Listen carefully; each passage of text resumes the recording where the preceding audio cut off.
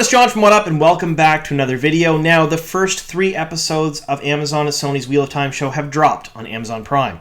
And I couldn't be happier. I've been waiting a very long time for it. So we're going to do a ton of videos per episode here in the channel. Normally what we do is we cover show news, so anything and everything to do with the production that's currently filming Season 2 we cover. But in addition to that, we're going to cover a bunch of stuff about the episodes as well. We're going to do reviews, episode breakdowns, Easter eggs for the fans, non-reader questions, and a parent's guide for every single episode. So watch for all of that on the channel. So if you haven't already subscribed, click the subscribe button and the notification bell. We are covering a ton of Wheel of Time content between now and Christmas. And then after Christmas, we're going to cover a bunch more. Everything and anything to do with Season 2 that comes out, we're covering too. So you're not going to miss any of that. So we're going to cover in this particular video a review of Episode 1. We're going to talk about the things I liked, the things I didn't like, and the things I hated. Yes, there were things I didn't like, and there were things I absolutely hated about the first episode, and we'll get into that during this. But I will let you know that this video is going to be in 2 different parts. The first part will be spoiler-free, so we're going to talk about the episode in very general terms. So I'll talk about the cinematography, the way things looked on screen, the acting, pacing, things like that, without making specific references. So if you haven't seen the video, if you haven't actually sat down and watched the episode or read the book and you don't want any spoilers, you're completely safe to watch the first half of this video, and then I'll give a spoiler warning, and then we'll dive into specific examples to basically tell you why I thought the way I think. Now, let's get on to the review here. So essentially, we're going to give you a rating here at first. The very first episode of The Wheel of Time, I'm going to give a 6 out of 10. Now, I know a lot of you at home are thinking, John, 6 out of 10. You've been waiting for this forever. You've been very positive about absolutely everything coming out. I've been okay with all of the changings. I've been very excited about things. But yes, there's some things I don't like about this. So we'll talk about the things I liked at first. So what did I like? I liked the cinematography. I liked the way they framed the shots. I liked the beautiful locations, the backgrounds. The sets were absolutely phenomenal. The costuming, just out of this world. They did a very good job with the costumes, the props, the sets, and the way they framed shots. So the way everything looks on screen is absolutely immaculate. I would have to say, if I put this side by side with Game of Thrones or even The Witcher, it would blow them out of the water just for sheer beauty, the way it looks on the screen. So I super like the way it looks. Very slick, very cool, certainly eye candy. The second thing I really liked about this were the practical effects. I super liked the practical effects. So when there were practical effects on screen, and you could tell for the most part they were practical, they were really well done, really very good. A lot of the shadow spawn, the bad guys in this episode, as you would, were done by practical effects. And when they were up close and you could see the practical effects, they were spot on, immaculate. They looked real to me. The acting. I loved the acting for the most part. There were a few different spots here and there that I had some issues with, but for the most part, the cast absolutely nailed it and they embodied all of the characters. So the only acting that I didn't like so much in small parts here and there were Rosamund Pike as Moiraine. She felt a little wooden and a little strange on screen, not quite as comfortable as she should be in the role. That's just me though. I didn't get that. Madeline Madden, Yosha Stradowski, Barney Harris, Marcus Rutherford, basically every other cast member killed their role. I believed they were those people on screen and I loved it. And for the most part, I thought Rosamund Pike did a good job. However, there were a few shots here and there and a few spots that we'll get to in the spoiler version where I thought that maybe she just wasn't quite up to snuff of the rest of the cast. That doesn't mean she was doing a bad job, but she was outshone by much more inexperienced actors and actresses on the screen. Next thing I want to talk about that I did not like, I want to say the CG. So in this episode, there is a fair bit of CG, and we're going to see that throughout the series, I'm sure. The CG ranges from augmenting the bad guys, the shadow spawn, to the magic they use, the one power, and the channeling of it, to just stuff in the background or the shots and stuff. By and large, for the most part, the CG was okay. If I can't tell it's CG, I'm happy with it. And I'm like that with every single show I watch. However, if I can tell, it ruins the experience. Completely pulls me out of the immersive experience, and it just kind of ruins the whole shot for me. So for me, we talk about the shadow spawn. When they're up close and the practical effects are showcased, great. They were fantastic. When they were further away, you could tell that some were augmented with CG in certain ways and shape and how they moved. So when there's a bunch of them on the screen, the way they were moving, things like that, you could tell. I could tell they were CG, and it ruined that experience for me. I would have rather seen less of them on the screen, all practical. Again, that's a preference for me. Using the one power, the channeling, again, with this, I like the idea of it. And in the trailer and in the teasers, I super loved it. I super loved the way they framed the shots and the way they did everything. However, in this particular episode, I don't think it was showcased really that well. I didn't like the way they showed it near the end of the episode. And again, no spoilers. We'll talk about that in the spoiler section. But by and large, some of the channeling was okay for me. Other bits of it I didn't really understand. And it certainly had other people ask a lot of questions that I was watching it with. Now, the last thing I'll talk about is pacing. This was the big drawback, and this is the entire reason the first episode, for me, got a 6 out of 10, is the pacing. It was not good. So, those of you who are familiar with my channel and know me, you know I've read the series a lot, and I'm very familiar with the source material. So on my 57th reread of the series, I know things. I know things about the books, and I know what's going on. So when I watched this episode, if I had watched it by myself as a fan of the series, I would have no issue with the pacing, because I would get what's going on, I would understand everything implicitly, and just intuitively know where the scenes were going next, and it was fine. However, I watched it with non-readers, and I did that on purpose because the bulk of the fans of the show are going to be non-readers. Yes, the hardcore fans who've read the books a bunch of times are going to watch it. Yes, people who've read the series a couple of times are going to watch it. And yes, there are going to be people who have picked up the books here and there or just starting the books now are going to watch it. And it's almost as if it was implied that you probably should have read the books before you watched the first episode, because they didn't explain a lot of stuff. So I think I stopped and answered more questions in that first episode than any other show I've ever watched. Ever. Like, at all. So they did a terrible job of explaining who the Aes Sedai were, of what the One Power was, of what was happening in the opening scene. They jumped around a little bit here and there. It didn't feel natural. And when things came up, there were a lot of questions. Yes, there were Easter eggs to the fans. Yes, there were nods to things here and there, and I loved that. But they did a poor job of setting things up and actually explaining what was happening. I think the first episode was far too rushed.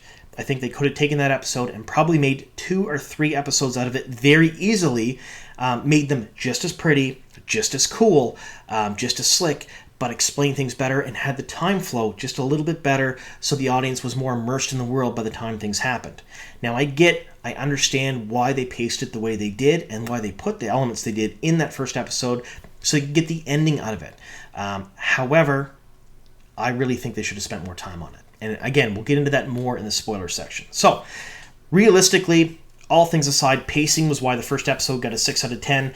I would suspect if I was not in the household with these people watching this, they would not have watched episode 2 or 3. They would have shut it off because they had too many questions and they didn't understand what was happening. All right, so that's my spoiler-free section. Now we're going to get into the spoiler section of the first episode. So, spoiler warning, in this section of the video, we're going to talk about episode 1 of Sony and Amazon's Wheel of Time show with specific examples. So this is where I will ruin the first episode for you and justify some of the things that I've said in the first half. All right, let's get on to it. All right, brutal, I know. I'm a huge fan of the series, huge fan of everything that's going on, big cheerleader for the show for a very long time. However, I have to be honest in these reviews. I do have to say things, but don't get me wrong, episode 2 and 3 redeemed Amazon and Sony quite heavily. And when we get to those reviews, you'll see why.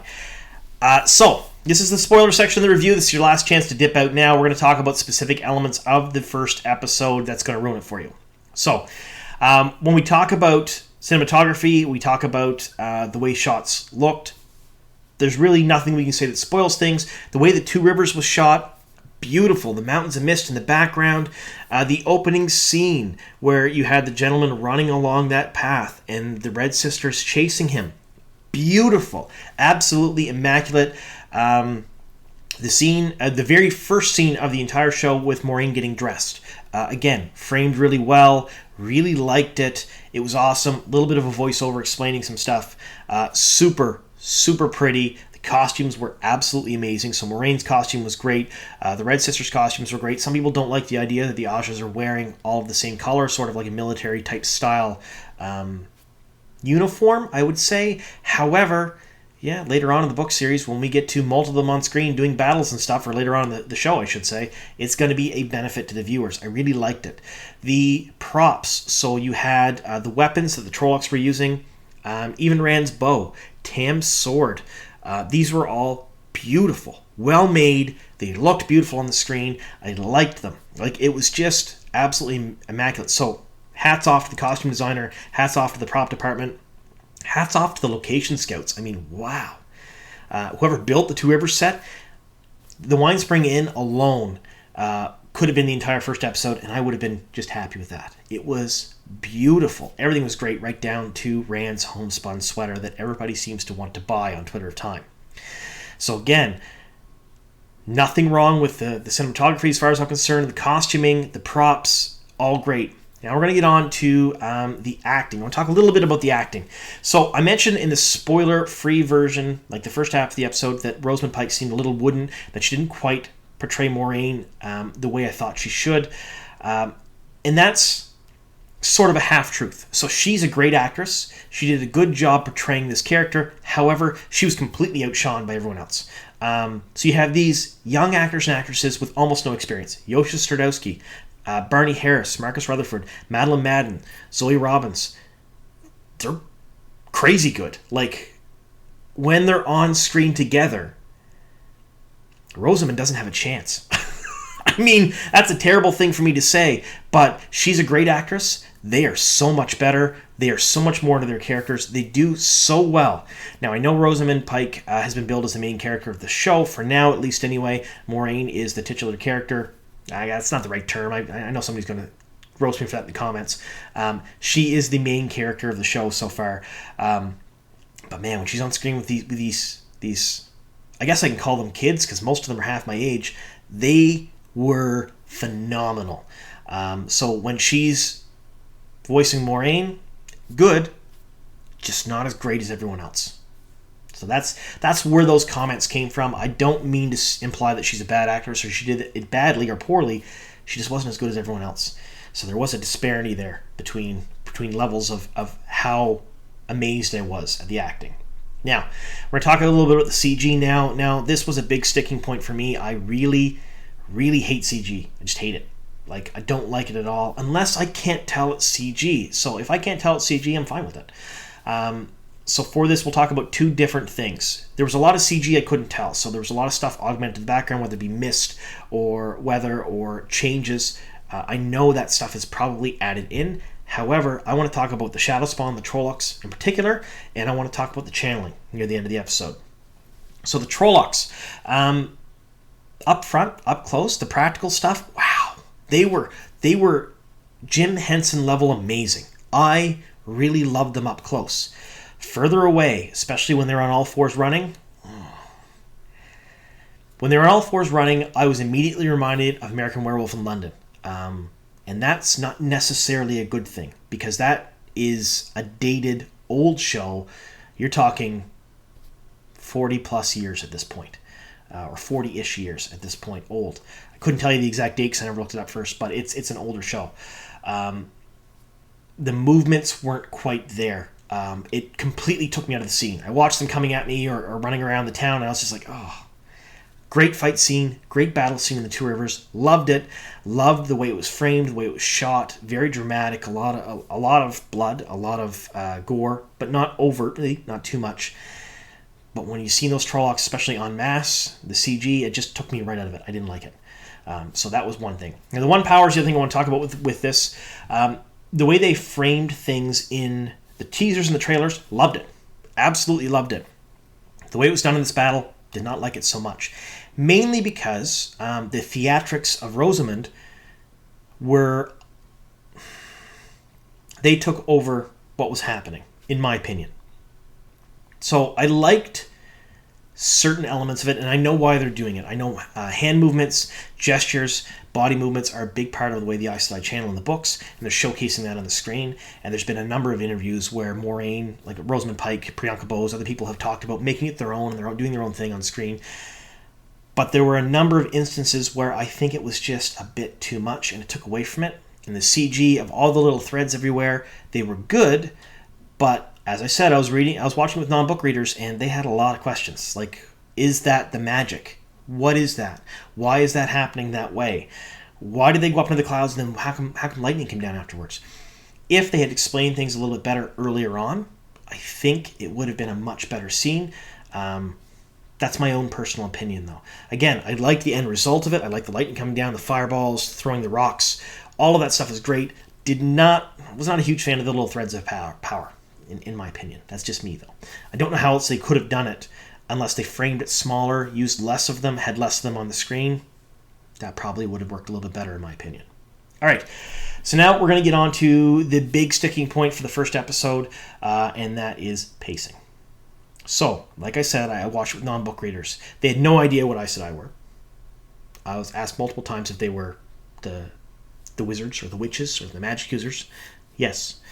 One of the opening shots where the Red Sisters were chasing the guy. Why are they chasing him? What's going on here? What's happening? Is she using magic on him? I don't understand what's going on. Did she pull the mountain down? They didn't really get that. Again, these are things that can be answered, especially if they're opening shots, pretty quickly afterwards, but they weren't.